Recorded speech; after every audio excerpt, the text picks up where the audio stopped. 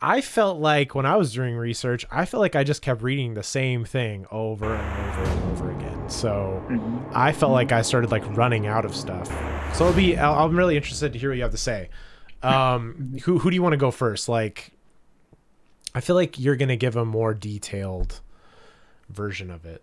Um, I would love to hear yours first, just so I okay, could like, well, because I don't want to like, I don't want to like over inform you and have that impact yeah. your So like, like your I think I'm a results. little like let down. I'm a little sad by the metaverse. I think that I think Yeah. I think that if somebody had no idea what it was at all and then in a couple minutes got a full explanation of it, they would be a Mm. little let down. Like to me it feels Yeah. like the flying car thing.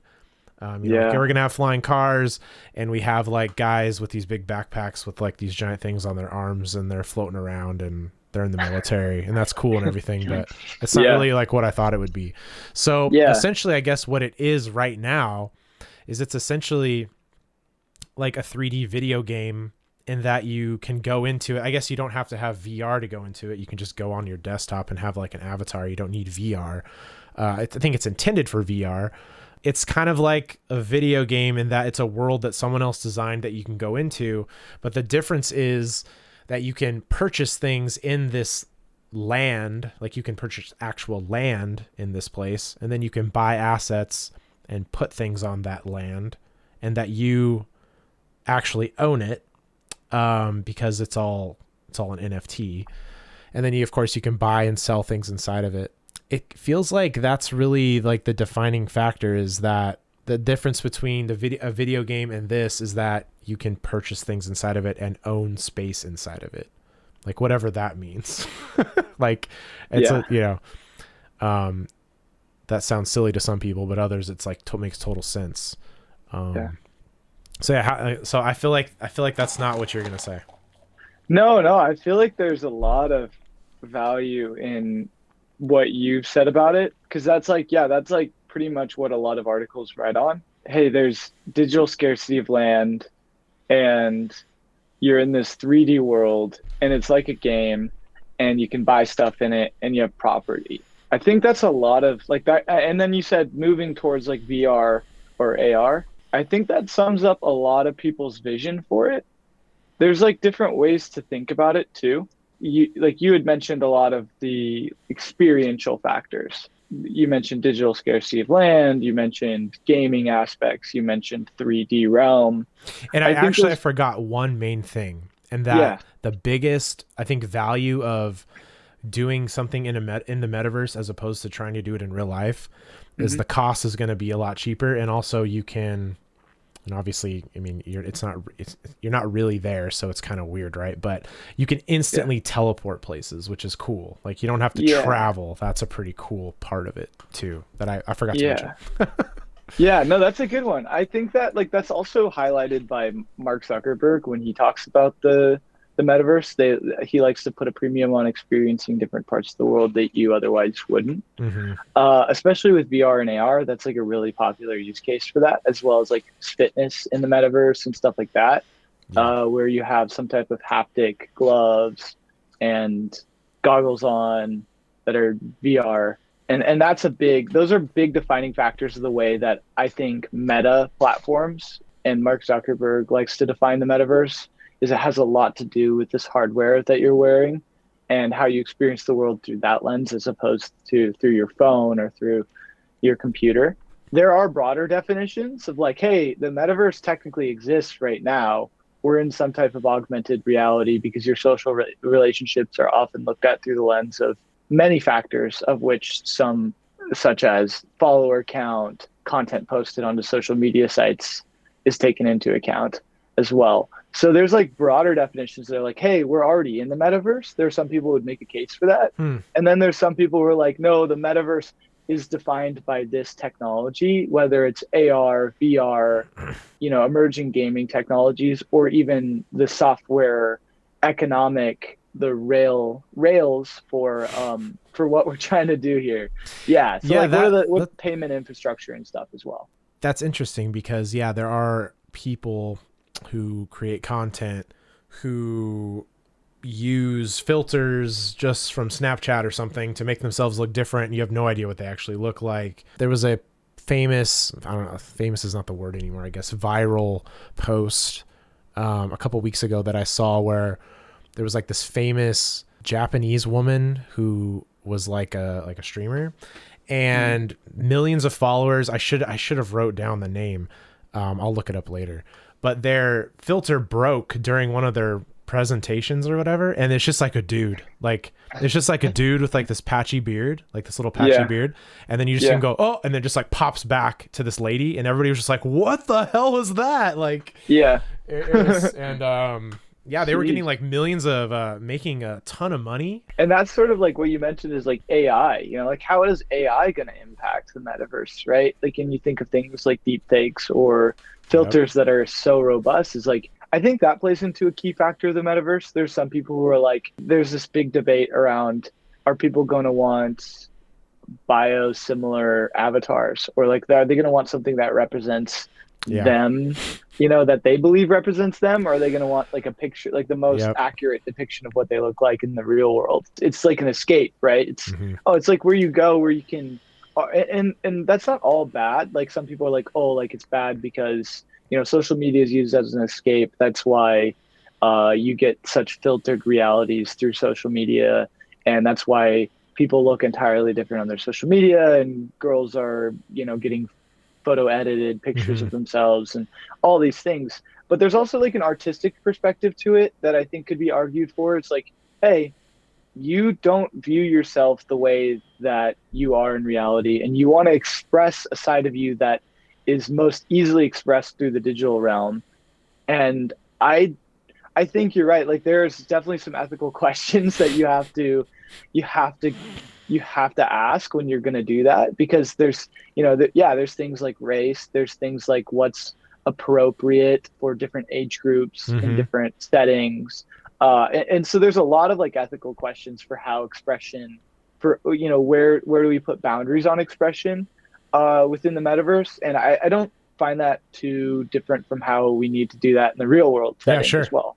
Sure. Yeah. Yeah. I mean, people do crazy stuff in the real world all the time, and we just don't associate with them if we don't like them. Right. I mean, it's kinda, I guess that's kind of how I feel like it should be online too. But you say something like that, and this is getting really into the weeds, but you know, you say like, let people express however they want. And, you know, if you don't like it, then just don't watch it. They'll go down in popularity, whatever. But then there's the whole side of the, you know, the whole evil side of things with underage pornography and all that kinds of stuff that you can't just be like, oh yeah, just go ahead and do it, and I'm sure people won't like it, so they won't watch it. But it's like, no, that ain't gonna work. And then the server owners are like, yeah, that ain't gonna work. So it's it's like, man, it's such an interesting problem. Like it can't be black and white, but it feels like it needs to be, because it's programming, right? So yeah, it's so difficult. That's a great question, because now we're talking about like governance also in the metaverse, and that's like a big hot topic itself. Like, you know, there's experts in governance that far surpass my knowledge on it. But what you mentioned is really important, because it's like, you know, can we take a libertarian approach to governance, like where it's like, hey, this is, I personally think this is not okay, but you know, I'm just going to ignore it, and you live in your own little world. Can we actually do that when there's people who are being put in harm against their own will within those realms that we're not participating in, right? Because there's also the notion that, you know, if you don't stand up against the bully, you're kind of participating in what the bully's doing. It's true. Yeah, I've always had a dream to create like a YouTube competitor, because everybody, you know, it's a monopoly. But yeah, like, what do you do with that content you don't want? It's not a problem that I'd ever want to try to go against. It sounds awful. Yeah. Okay. Everyone thinks they can solve that problem too. That's the funny thing. Like, everyone judges these massive platform owners, and I mean, like, I disagree with some of their decisions, don't get me wrong, but like, you have to understand these people are trying to manage content at a scale that I don't think we've ever seen before. And so it's just it's really interesting to look at those use cases and see how those things have been governed, and then see how the metaverse has an opportunity for decentralizing platforms to come to a consensus in a real competitive environment of ecosystems, and see which ones rise to the top, right? Is it the more autocratic, like is it the more dictatorial type of government, if that's a word, or is it more democratic governance that succeeds in these platforms? And are we going to see like isolation of certain groups, right? Like whatever, far left, far right. Mm-hmm. Are we going to see them develop their own metaverses with more strict rules? And like, how long will those last? Like, it's almost like an opportunity for people to run through digital civilizations in such short time frames, because you don't actually need to do the physical infrastructure required for most civilizations. You Yeah. can just run through all these test cases using software. Yeah. When it's digital, you can just copy and paste, and when it's open source, it's even easier, right? Yeah, yeah, Um, exactly. have you spent any time in VR or in the metaverse? I think, according to my definition, I would say I've spent time in the metaverse. I have only done a little bit of time in VR Mm-hmm. playing. I forget what the name of the game is, but you're like hitting Beat it's like a Saber. drumming. Yeah, Beat Saber. Oh man, that game is so fun. Yeah. But other than that, no, I don't own a VR. I honestly don't think VR is the lowest barrier to entry for the metaverse. I prefer to dive deep into the software side of the metaverse and where I think that's going. Uh, but then, yeah, I would say Axie Infinity was an aspect of the metaverse, and I spent a lot of time in that. Mm-hmm. Blockchain infrastructures a lot of the time the groundwork for the metaverse, I would say, from the software side. And so anytime you're working in that, I would say you're working in some form of the early form of the metaverse as well. Okay, so you're not really, you kind of think the VR part's like too early, so you're not really that interested in it. Yeah, exactly. I wouldn't argue that there's a certain lens that you have to look through the metaverse in. I would more so describe the metaverse as having like this, yeah, this space where you can interact with people, and where you have real ownership over assets in that ecosystem, and you can hopefully take like interoperabilities. Like I think one of the key things I'd put a premium on in the metaverse, like where you could take some type of asset and bring it across all ecosystems within a metaverse, whether it's functional in that or you could just sell it for some currency in the other one. Mm-hmm. That's sort of a key part of it for me. That's Okay, where my focus is, though. that's interesting.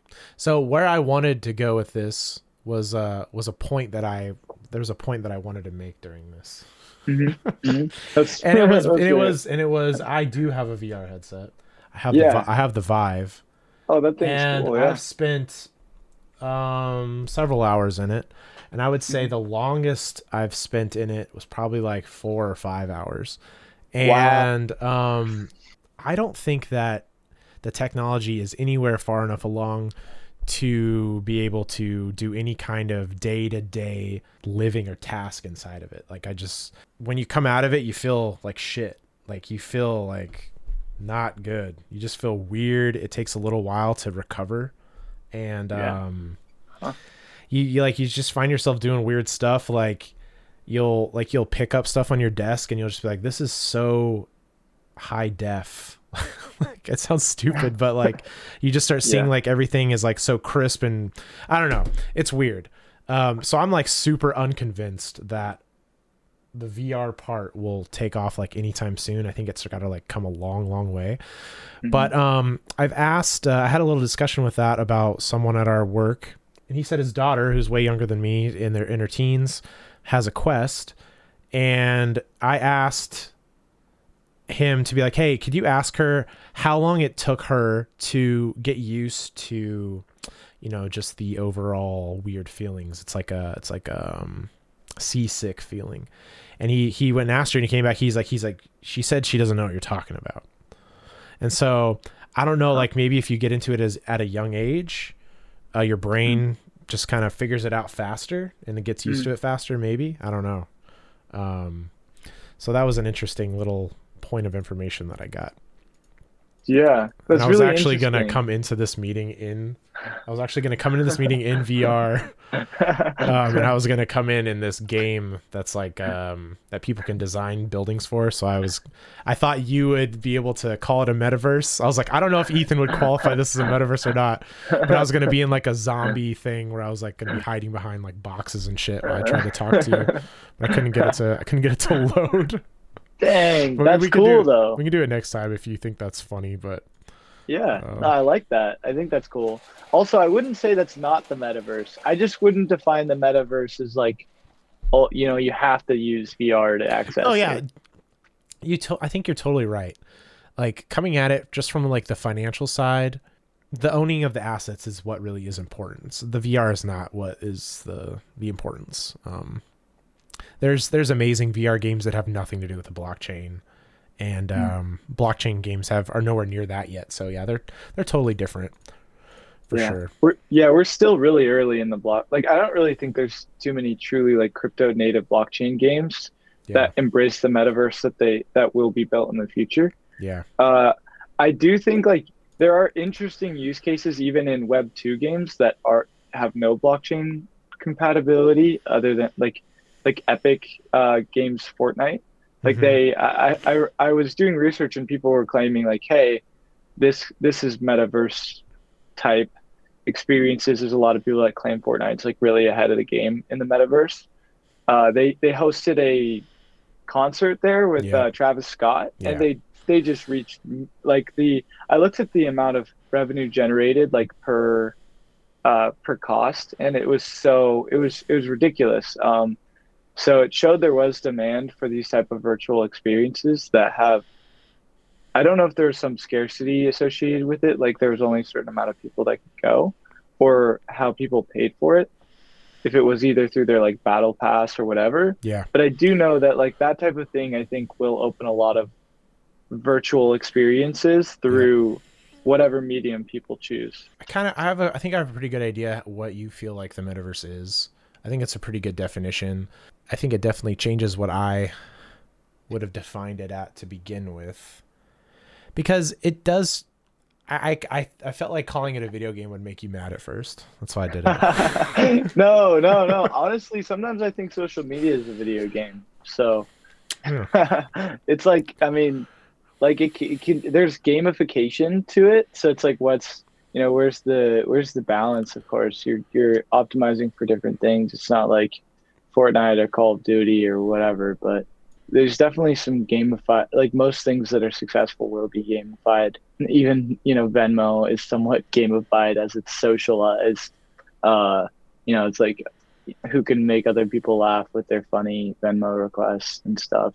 I Right. think that's where we're moving in society. Like, and you even see it with GameFi and DeFi. Like most blockchain games were just DeFi protocols with an NFT associated with it.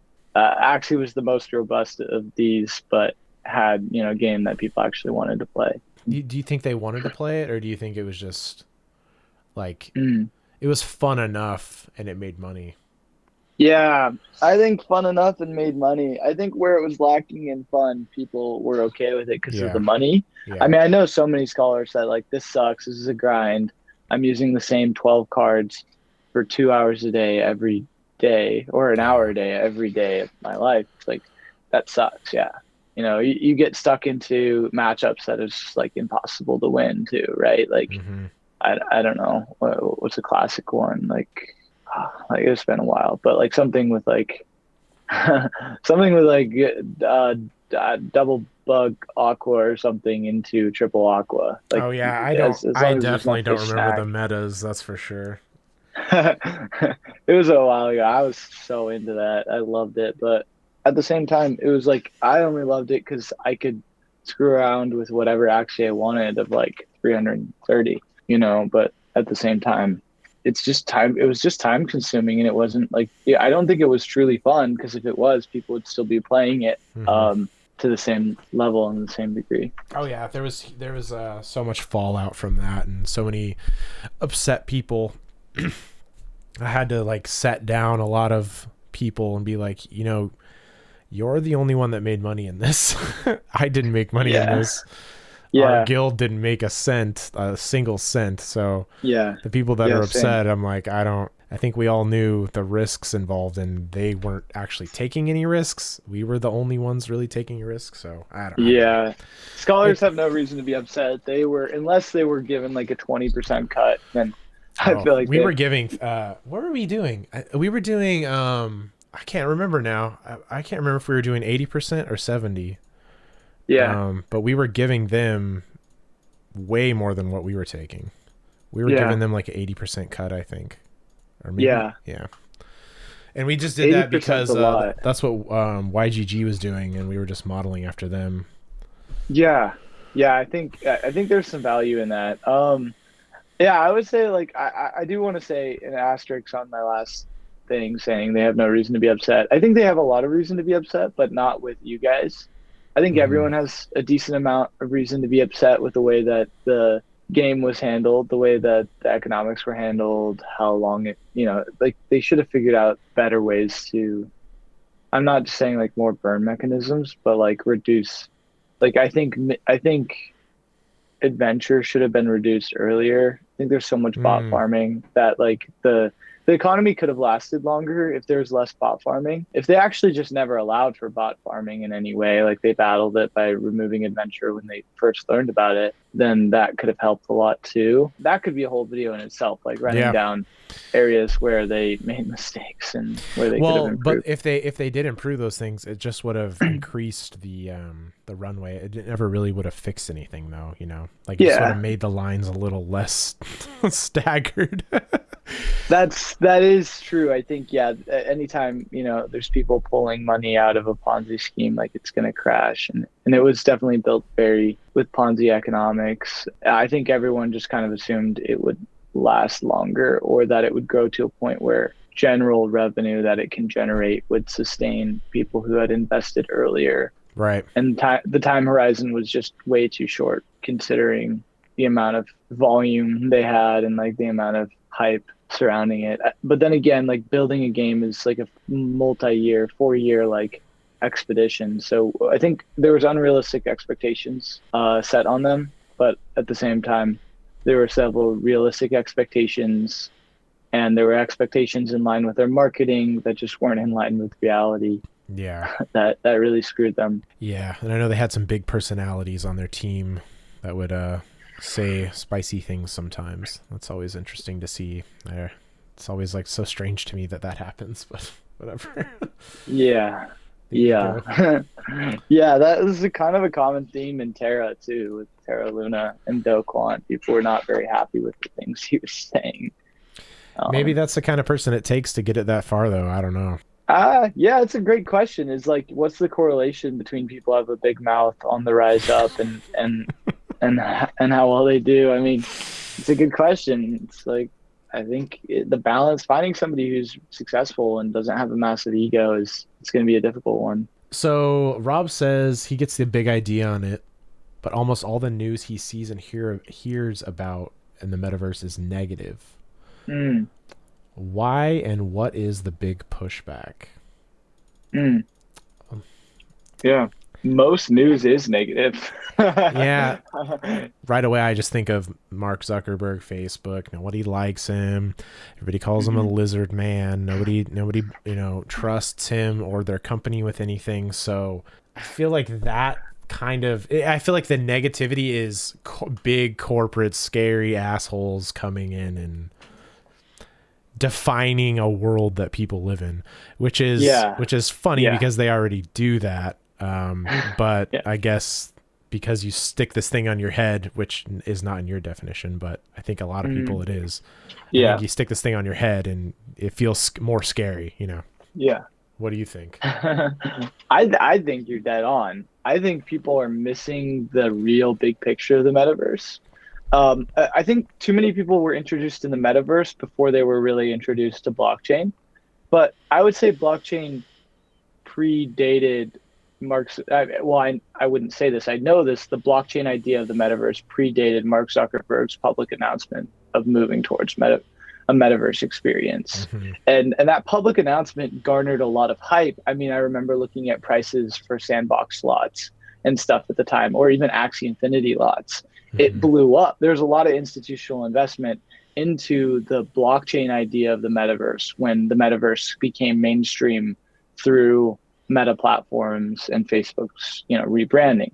Yeah. I think that, yeah, as sadly with that rebranding, sadly with that that scale of attention on Facebook and a lot of negative, like you mentioned, negative attention, Hmm. that was a lot of people's introduction to this metaverse concept that Yeah. has, I'd say, definitely predated the conversation and the branding. And then there's just story and book and movie after movie about dystopian versions of this. So like right away, Yeah. like even how a metaverse is even introduced, like in the history of writing and stuff, it's introduced as a negative thing, this. Yeah. Yeah. So, Yeah. yeah. So people that are in charge, the people in charge who are building these places, they really have a huge hill to climb. Hmm.